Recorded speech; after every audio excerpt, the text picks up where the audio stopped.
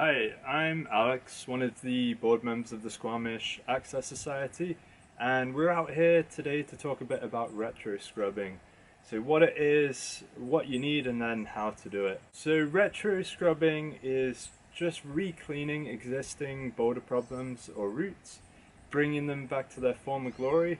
In Squamish, we have the perfect environment for quick growth of moss and vegetation. So problems and roots here do tend to moss over pretty quickly. Part of that can just be a lack of use of them, but it can also happen pretty quickly on lower angle climbs. So today we're just going to talk about retro scrubbing in the context of lowball boulders. The reason for that is just to avoid any complications talking about ropes, ladders, those sorts of safety systems that you might be using to clean taller problems or roots. Yeah, we're just going to keep it as simple as possible today. The first thing to be aware of with retro scrubbing is retro scrubbing should be selective. You don't want to go out and scrub a problem, re-clean it just because it's mossed over. Have a think about the quality of the problem, the location of it. Is it somewhere that people are going to go back to and enjoy? Or are you cleaning it off only for it to be mossed over again?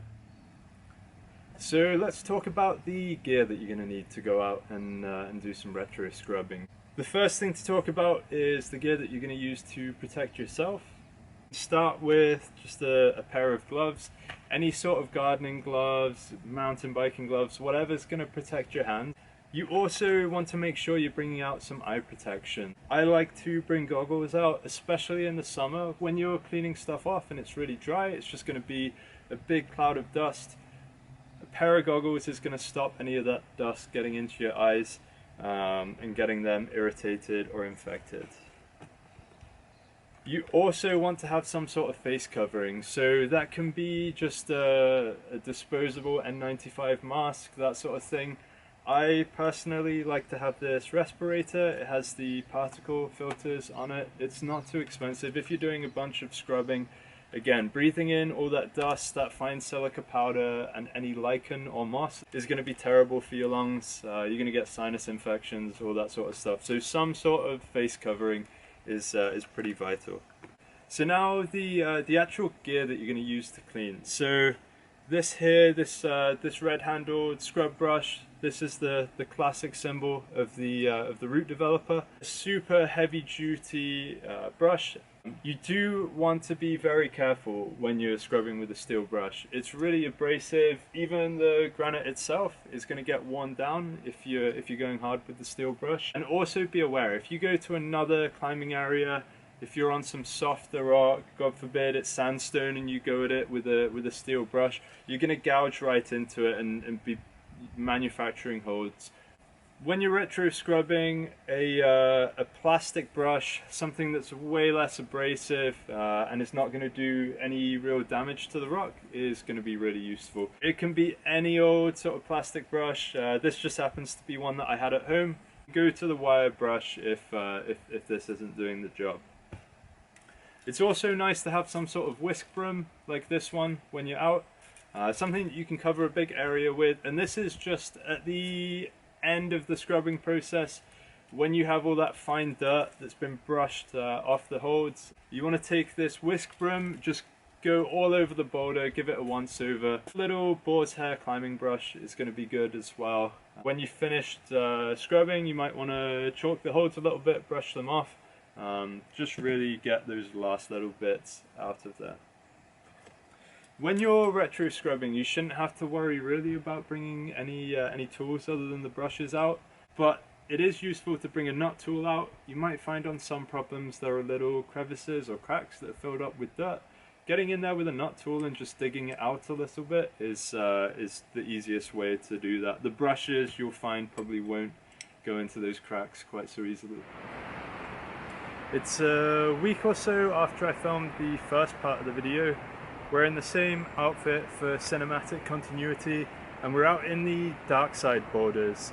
It's a great zone. It is a bit overlooked, but there's a lot of easier problems here, like the ones behind me. They got pretty nice flat landings, but because it doesn't get much traffic, some of those are starting to get overgrown. So Got a couple of problems picked out that we're going to give a re-scrub. They're fully mossed over and they're pretty good little problems. Let's go and just go through the process of getting those re-scrubbed. This is the problem that we're going to scrub today. It's called Palmer Press V0-, so one of the easier problems in Squamish. So I've chosen this boulder because it's a nice lowball and it's got a really easy walk around to the top. Obviously that is something to be really cautious about when you're on top of the boulder. It is nice to start just by working down from the top. Then we're going to avoid brushing dirt onto the holes that we just cleaned.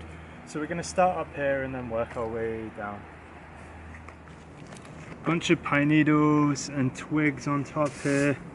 We can just start with the whisk broom, just push off all of that.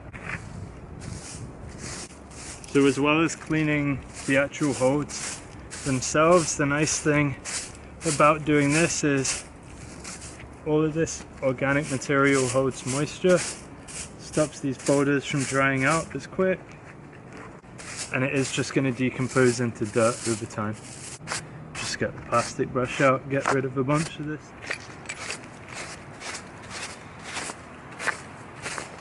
So we have most of the dirt off now. We can just get the last little bits with the wire brush. Once we've done all that scrubbing up here, we can just dust it off with the whisk broom.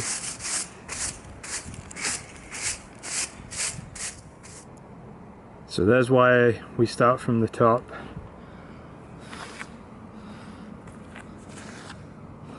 We've cleared the top off. We can get to work on the face now.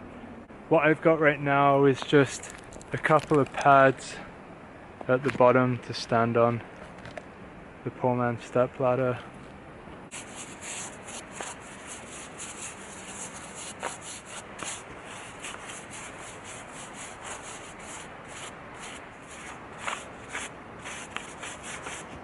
This is getting a bit more stubborn, so we can grab the wire brush.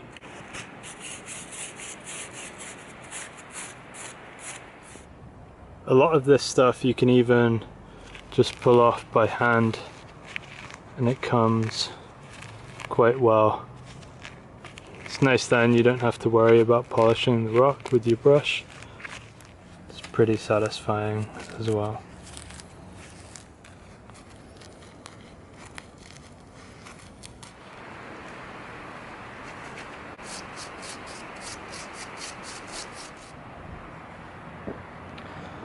We can take out the nut tool, just use that to dig into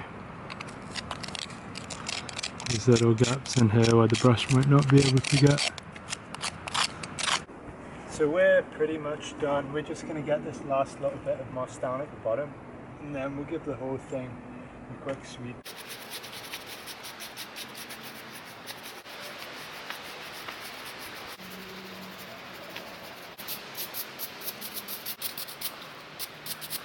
Here's the edge of the climb. If you're an artist, you can fade out the edges. I am not. So there you go. So we got the boulder scrubbed now. The only thing left to do, just give it a climb.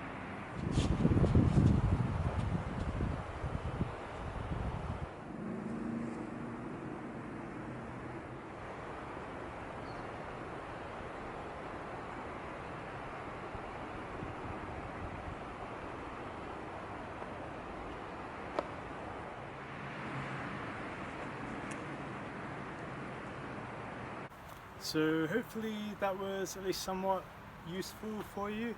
Went through the whole process really of scrubbing the boulder, all the stuff that you need. One thing that we didn't really talk about is when you scrub, there are a few different approaches to take. Some people like to just clean off only the holes that they're going to be using on the problem.